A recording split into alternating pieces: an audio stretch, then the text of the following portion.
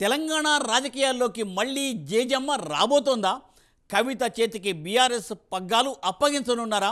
Women సెంటిమెంట్తో మళ్ళీ ఆమె ప్రజల్లోకి రానుందా? కేటీఆర్పై కాంగ్రెస్ బాంబులు ఎందుకు పేల్చలేదు? బీఆర్ఎస్లో ట్రిపుల్ కే ఫార్ములా పనిచేస్తుందా? ఎంత చేసినా ఏమి చేసినా పార్టీకి మైలేజ్ రావడం లేదని భావిస్తున్నారా? పార్టీని పైకి లేపడం ఎలా? కేసీఆర్ నయా ప్లాన్ ఏంటి తెలియాలంటే ఈ స్టోరీ చూడాల్సిందే.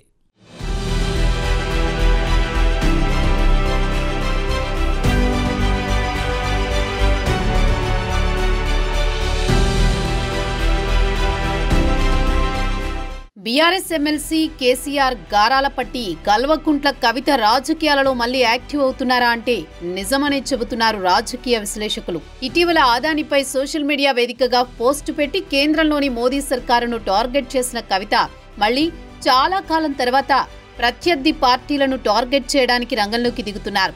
ఢిల్లీ లిక్కర్ కుంభకోణంలో తీహార్ జైలు నుంచి బెయిల్పై బయటకు వచ్చిన కవిత ప్రజాక్షేత్రంలోకి వెళ్లడానికి ప్లాన్ చేసుకున్నారని తెలుస్తోంది. బీసీ డెడికేషన్ కమిషన్ను కలవడంతో క్రియాశీల రాజకీయాల్లోకి వచ్చినట్లయింది. తర్వాత తెలంగాణ జాగృతి నేతలను కలుస్తున్నారు. కవిత ఢిల్లీ లిక్కర్ కుంభకోణంలో తీహార్ జైలు నుంచి బెయిల్పై బయటకు వచ్చిన చాలా కాలంగా సైలెంట్గా ఉంటూ వచ్చారు. ఇప్పుడు ప్రజాక్షేత్రంలోకి వెళ్లడానికి క్షేత్రస్థాయిలో ప్రణాళికలు రూపొందించుకుంటున్నారు. రాజకీయాల్లో యాక్టివ్ కావాలని భావిస్తున్న కవిత బతుకమ్మ పండుగ సమయంలోనే రంగంలోకి దిగుతారని భావించినా అప్పుడు కుదరలేదు. అదను చూసి మళ్లీ పొలిటికల్ రీఎంట్రీ ఇవ్వాలని భావించారని ఆ పార్టీ నేతలు అప్పట్లో చెప్పారు. మరోవైపు కవితకు పార్టీలో కీలక పదవి ఇచ్చే ఆలోచనలో కేసీఆర్ ఉన్నట్లు సమాచారం. ప్రస్తుతం పార్టీ క్లిష్ట పరిస్థితుల్లో ఉంది. ఈ దశలో కేటీఆర్, హరీష్ రావుకు తోడుగా కవిత కూడా రంగంలోకి దిగితేనే పార్టీకి మంచిదని కేసీఆర్ భావిస్తున్నట్లు వార్తలొస్తున్నాయి.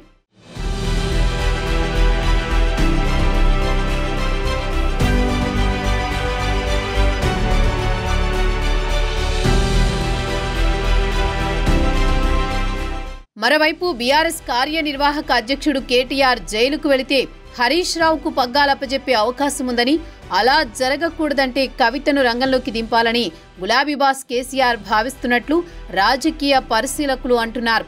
దీంతో కే ఫార్ములాను కేసీఆర్ అప్లై చేయాలనుకుంటున్నారని తెలుస్తోంది.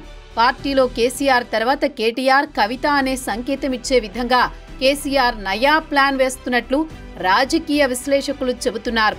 అధినేత కేసీఆర్ కూడా ఈ విషయంలో ఓ క్లారిటీతో ఉన్నారని బీఆర్ఎస్ వర్గాలు కూడా చెబుతున్నాయి.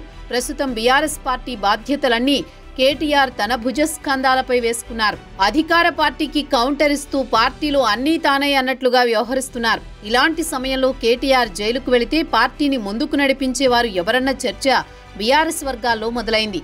పార్టీలోని ఓ వర్గం నేతలు రాబోయే రోజుల్లో హరీష్ రావు పార్టీలో కీలకంగా మారబోతున్నారని, ఆయనే పార్టీని ముందుకు నడిపించే వ్యక్తి అంటూ ప్రచారం చేస్తున్నారు. ఈ తరుణంలోనే కవిత రాజకీయాల్లో యాక్టివ్ కావడం చర్చనీయాంశంగా మారింది.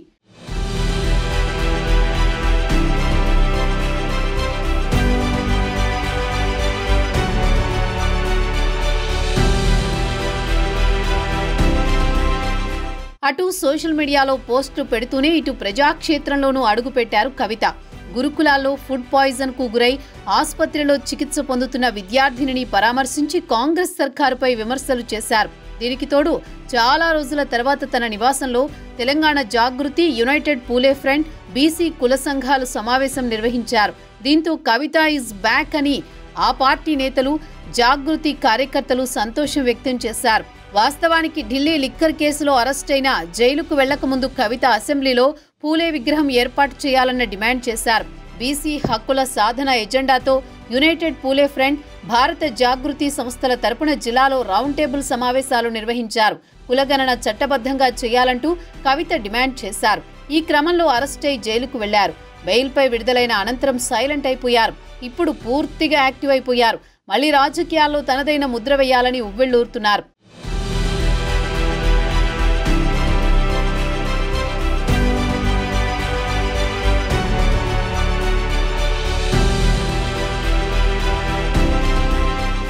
మరోవైపు కవిత ఇప్పటికిప్పుడు రాజకీయాల్లో యాక్టివ్ కావడం కేసీఆర్ వ్యూహంలో భాగమే అని బీఆర్ఎస్ వర్గాల్లో చర్చ జరుగుతోంది.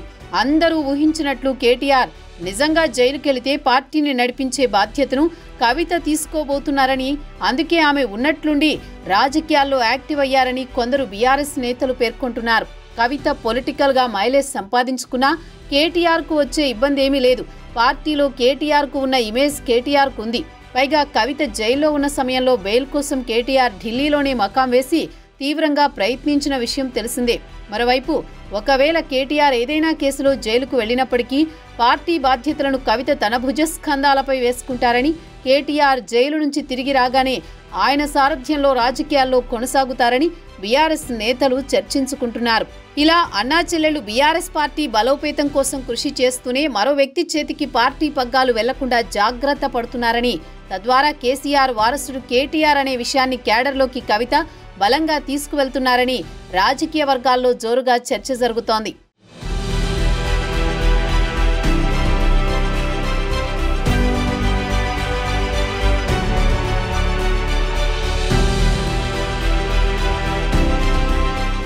మరోవైపు అసెంబ్లీ ఎన్నికల్లో బీఆర్ఎస్ పార్టీ ఘోర ఓటమి తర్వాత కేసీఆర్ పెద్దగా బయటకు రావడం లేదు. అడపాదడపా పార్టీ నేతలతో సమావేశాలు నిర్వహిస్తున్నప్పటికీ కేటీఆర్ఏ పార్టీ బాధ్యతలు చూస్తున్నారు. జిల్లాలో పర్యటిస్తూ పార్టీ బలోపేతానికి కృషి చేస్తున్నారు. కాంగ్రెస్ ప్రభుత్వంపై విమర్శలు చేస్తూ దూకుడుగా ముందుకు వెళుతున్నారు. హైడ్రా, మూసీ, అమృత్పై బాగానే పోరాడారని ఆ పార్టీ నేతలు చెబుతున్నారు. ఇంకోవైపు కాంగ్రెస్ నేతలు చెప్పినట్లు రాజకీయ బాంబులు పేలలేదు. కేటీఆర్ అరెస్టు ఖాయమని బీరాలు పలికిన కాంగ్రెస్ నేతలు మాటలు నీటి మూటల మాదిరిగా ఉన్నాయని ఈ సందర్భంగా రాజకీయ విశ్లేషకులు చెబుతున్నారు. ఏది ఏమైనా ముందు జాగ్రత్తగా కవితను ప్లాన్ ప్రకారం మళ్లీ రాజకీయాల్లోకి కేసీఆర్ దింపారని చర్చ జరుగుతోంది. ఒకవేళ కేటీఆర్ అరెస్టు కాకపోయినా కవితను పార్టీ మహిళా సంఘానికి అధ్యక్షురాలిగా నియమించే అవకాశాలున్నట్లు సమాచారం. పార్టీ పగ్గాలు ఎవరి చేతుల్లోకి వెళ్లకుండా ముందస్తు జాగ్రత్తల్లో భాగంగానే కవిత మళ్లీ రాజకీయాల్లో యాక్టివ్ అయ్యారని తాజా రాజకీయ పరిణామాలను బట్టి చూస్తే స్పష్టమవుతోంది.